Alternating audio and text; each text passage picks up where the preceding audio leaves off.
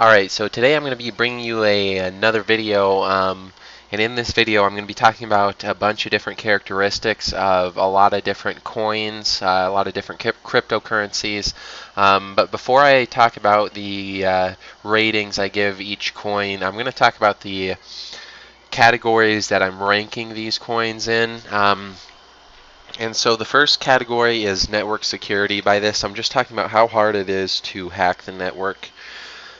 Generally speaking, you can tell what the network security is by looking at the total miners in the network, but sometimes the algorithm they use for either mining or minting the currency that can have an effect on the security too.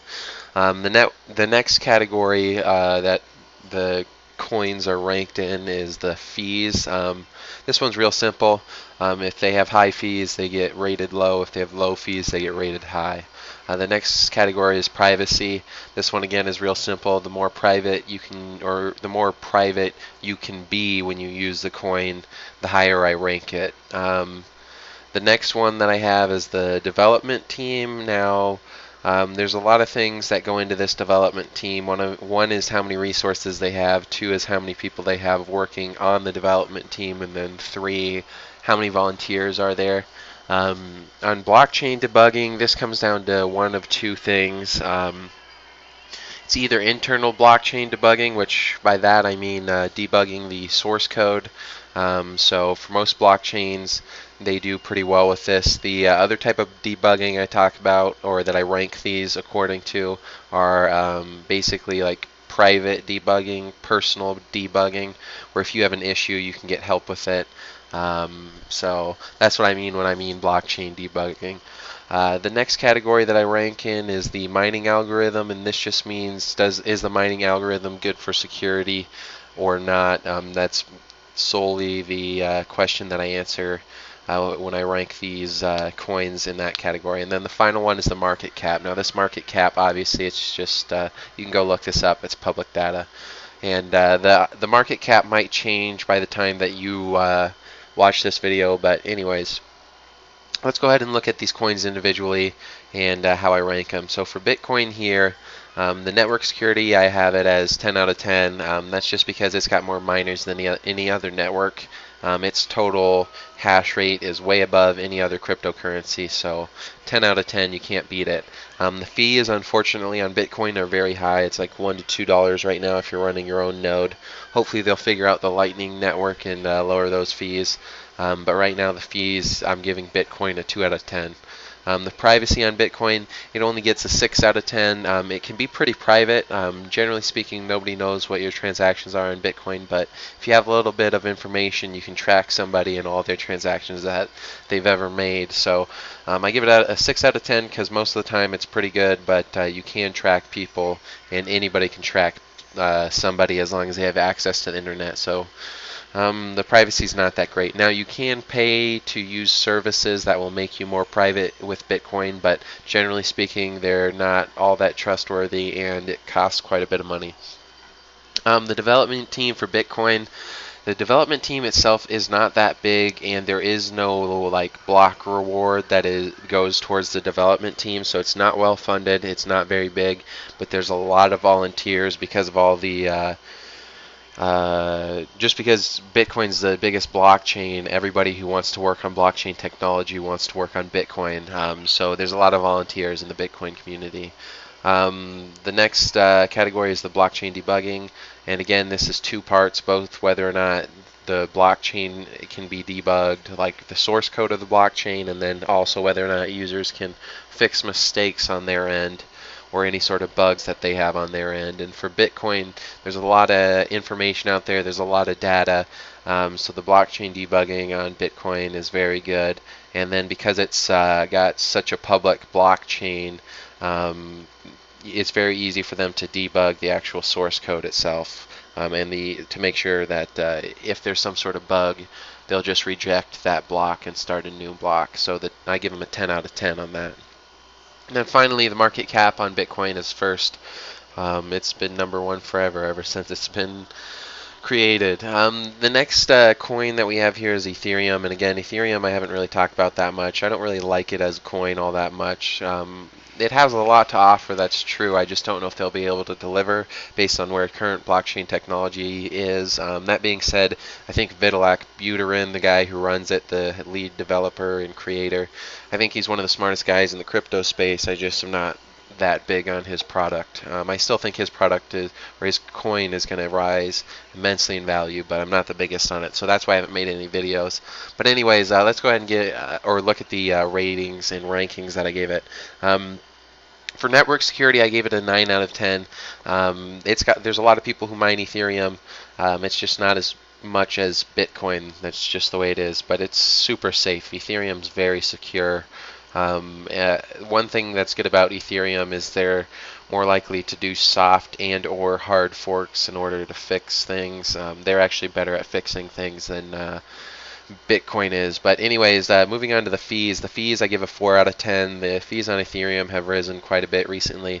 That's kind of bad. And again, the thing you got to remember with Bitcoin and Ethereum is their value has risen by an incredible amount. So if your coins increased by a factor of 5, you don't really care if you pay $1 per transaction, but it would just be nice if you weren't. The privacy on Ethereum, it's basically the same as on Bitcoin, but the only problem with Ethereum is you can't actually, I don't think, you can't pay for like privacy services. There aren't as many as there are in Bitcoin, and like I said, the Bitcoin privacy services cost quite a bit, and a lot of times like they're shady because they're making your transaction anonymous, so how do you know they're not just going to steal your coins? So they're kind of shady. But Ethereum doesn't really have those, so I gave Ethereum a 5 out of 10 on the privacy. The development team for Ethereum, that's Vitalik Buterin and his team. I give them a 10 out of 10. They're very well funded, they're very smart. They're probably the best development team in the crypto space. And you'll see down below I also gave a 10 out of 10 to ZCoin. That should not be a 10 out of 10. That should be an 8 or a 9, maybe a 9. But I'm not going to change this or that at this point. But anyways, going to blockchain debugging, because Ethereum is so similar to Bitcoin, they can be debugged. Their source code can be debugged just as easily. The one thing about the Ethereum debugging is they're more likely to hard fork in the case of user issues. Like there was one bug exploited that stole a huge amount of Ethereum, and they forked the blockchain in order to save the people's money, and so that's kind of nice. But anyways, so their blockchain debugging, they get a 10 out of 10, but they're actually better than Bitcoin. That's a fact. They got a much better development team, much better blockchain debugging. The mining algorithm on Ethereum, though, it's very weak, and the Ethereum or the mining algorithm is one of the defining features. This is really the main reason why I don't like Ethereum, is their mining algorithm. It's a decent coin otherwise. I still think it's overhyped, but the mining algorithm I think is its real Achilles heel.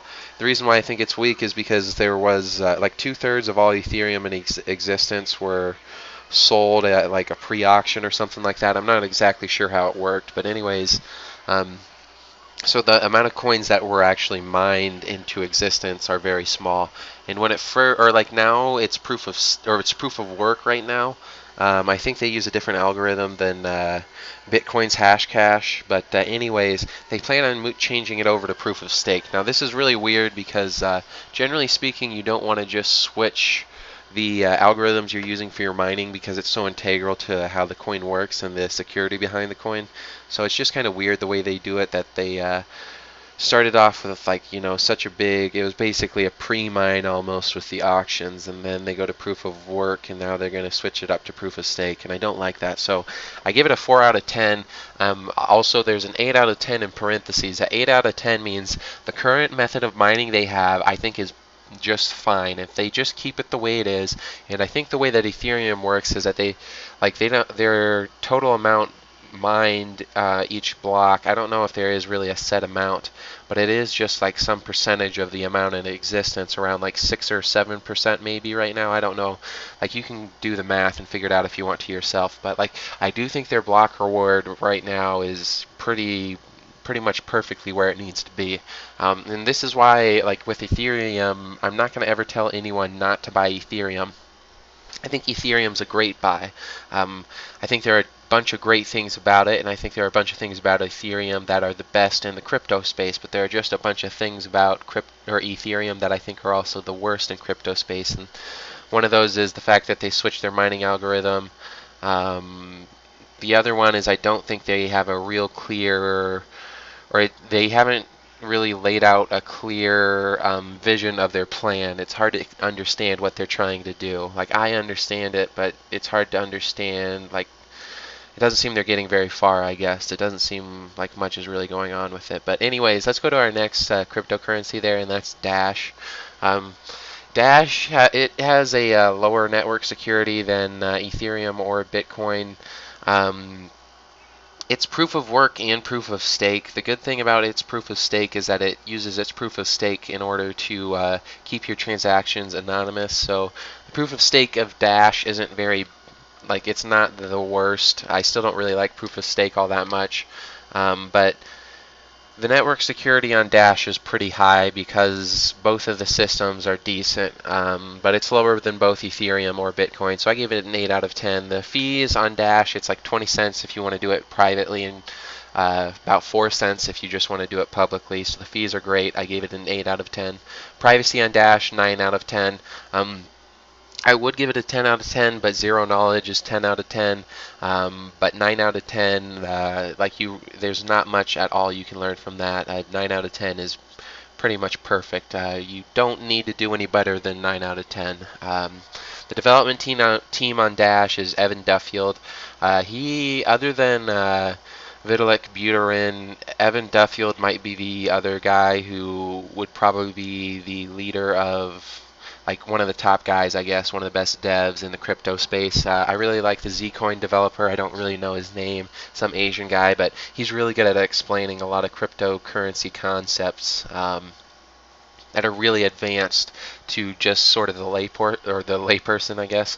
But anyways, going on with Dash, the blockchain debugging on Dash, it's very good.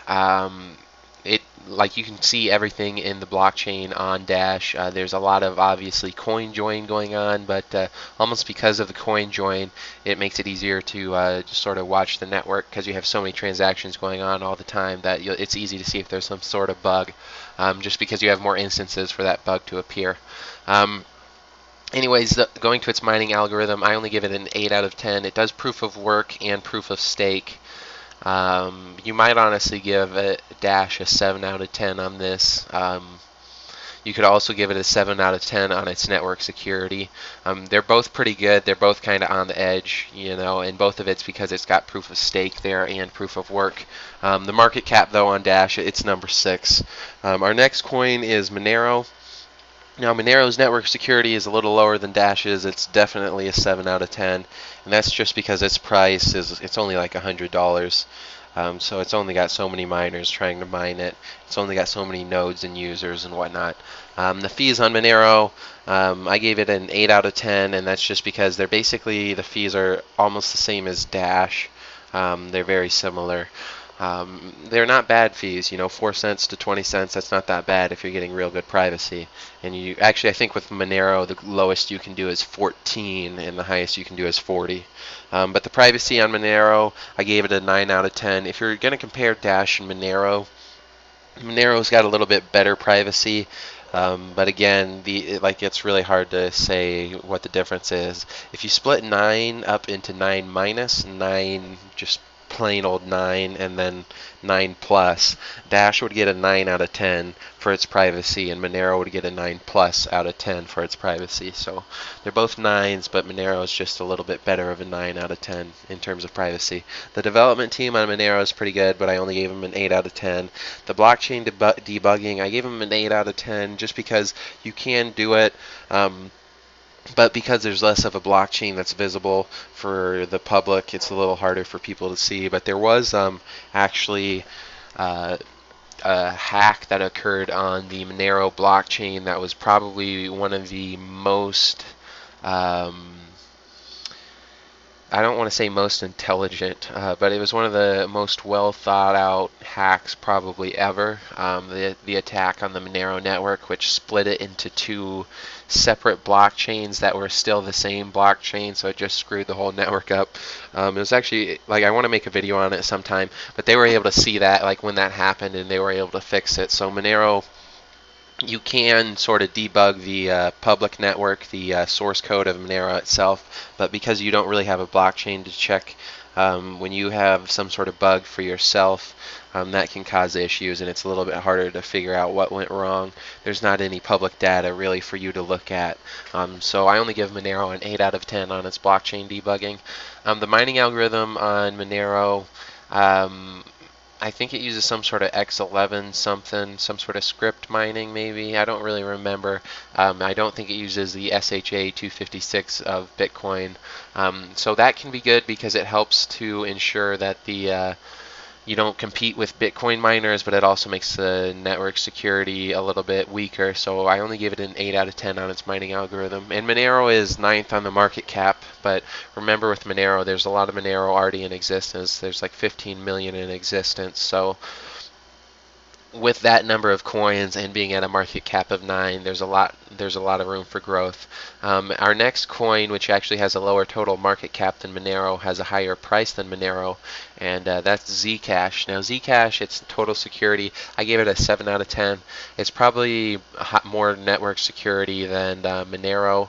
I would just assume that because there's so many people mining ZCash right now. It's made a lot of people a lot of money. But anyways, with ZCash, the network security, yeah, 7 out of 10, slightly better than Monero. The fees on Zcash are basically 0, and that's just because it's such a young coin, so 10 out of 10.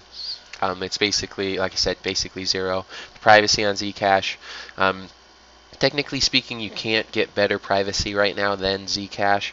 One of the problems with it, though, is that the privacy on Zcash is actually a little bit too good.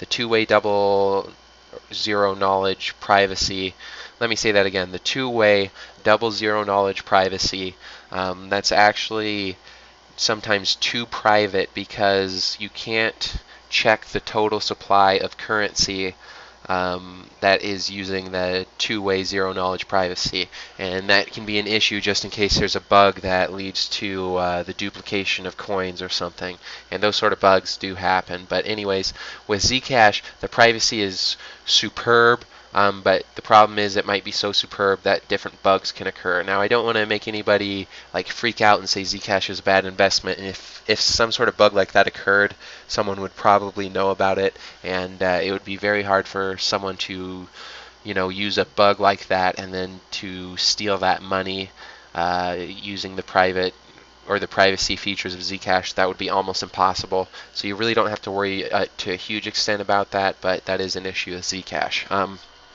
Next on Zcash is its development team. The development team of Zcash is very well funded.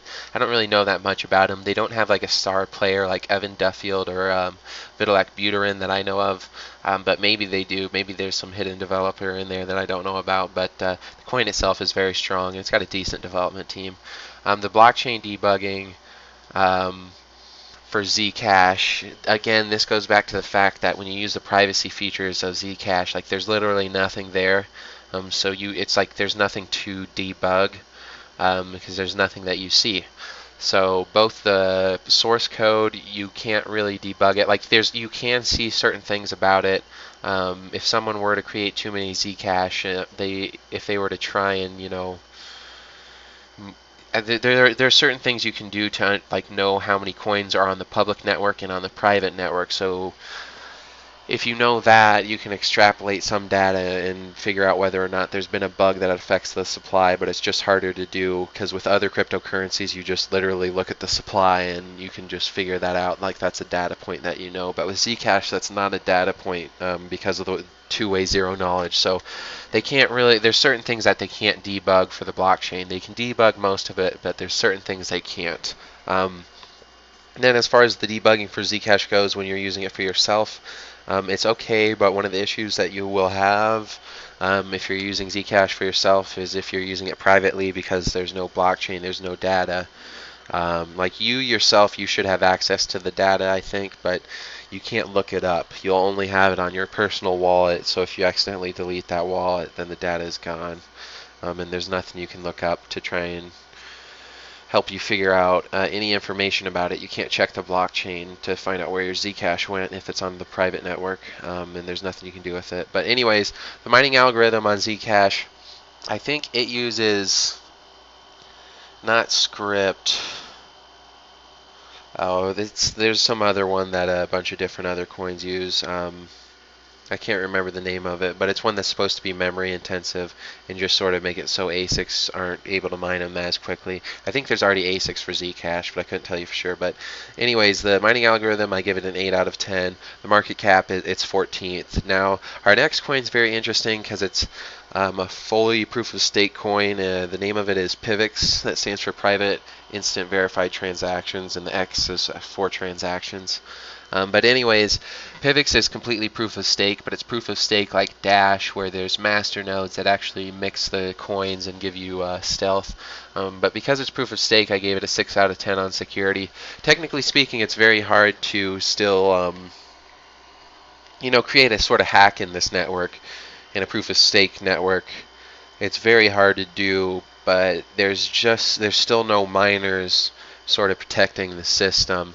There's no computing power protecting the system. I don't know if you can really use a botnet to attack a proof of stake system. It'd be hard. I don't know. It's just try and sort of provide denial of service attacks or something like that. I'm not sure, but proof of work, the good thing about proof of work is it's been proven to work at the scale of Bitcoin, and PIVX is much smaller than Bitcoin. So PIVX is great just because it proves proof of stake can work, and it's got that continual coin emission that I think makes it super strong. But anyways, let's go ahead and talk about the individual attributes of the coin here. So for PIVX, the network security, 6 out of 10. It's proof of stake. The fees, 10 out of 10. They're very low. They should be low for a very long time because of the amount of coins that are rewarded as proof of stake. It's like 5% right now. So because of that, fees should remain super low, and if they're not, owners of coins are already getting paid in coins anyway, so it's like fees are low anyways. But I think the fees are just simply very, very low. The privacy of PIVX, and also something about the fees, proof of stake, might actually make fees better, just because you don't have to do all these mining of the transactions. But I don't really know exactly how that works in there. But the privacy of PIVX is actually it's 10 out of 10. ZCash, like I said, two-way zero knowledge of ZCash, that's the best of the best. It's almost too private, so that's 10 plus. PIVX is 10. 10 out of 10. It uses the CoinJoin of Dash, and it also then uses the zero knowledge of ZCoin. It's 10 out of 10. So PIVX is slightly better than ZCoin. ZCoin, though, is perfect zero knowledge, so I would have to say ZCoin's 10 out of 10. But PIVX is slightly better than ZCoin. So it's very interesting, these three that use zero knowledge. They're all slightly different. Zcash uses two-way zero knowledge.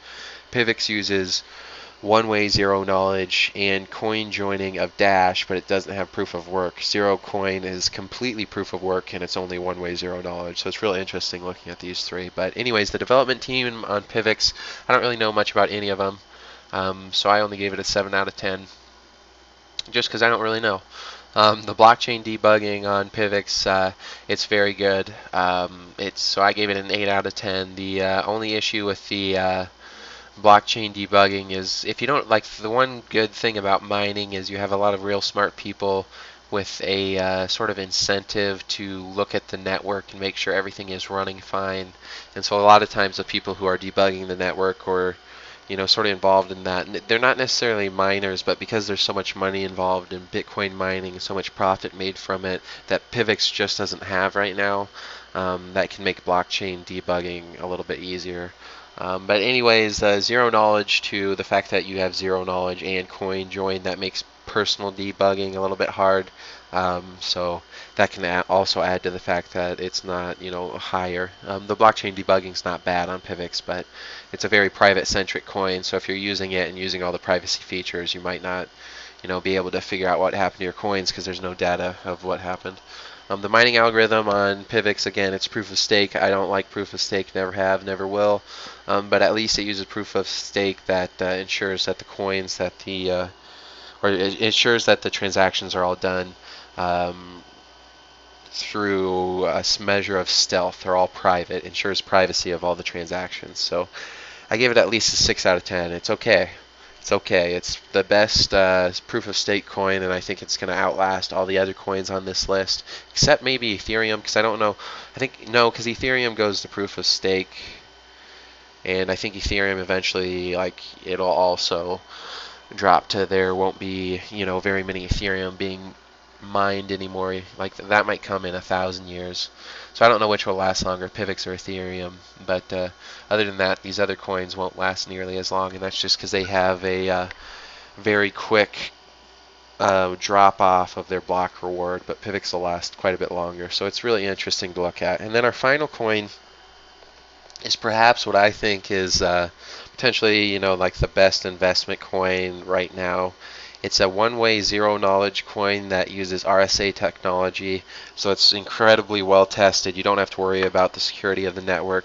It uses everybody uses RSAs for basically everything. It's been around forever. It's just trusted everywhere, so you don't have to worry about it. The RK snarks that ZCash uses, nobody really knows about that, like how secure that is. What about like the Dash CoinJoin should be real secure, but it's only been in use for a few years. So all these technologies that these other coins use, they should be just fine. But the only one that can really come out and be like, yeah, my security is completely legit and you guys can trust it 100%. Like if you trust the internet and other applications on the internet, you already trust RSAs. So ZCoin, you can already know you trust the algorithms it uses. And one thing that's kind of funny about it is because ZCoin uses an older algorithm, RSAs are a lot older than these ZK snarks. It's kind of scoffed at and people laugh at it, even though technically speaking that's a strength.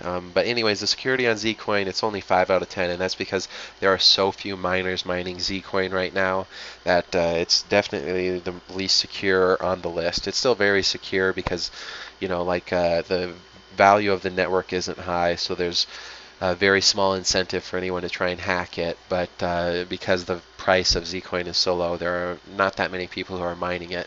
The next thing on ZCoin is the fees. The fees are super low because it's a young coin and there's very high block rewards right now. The privacy on ZCoin, like I said, it's 10 out of 10.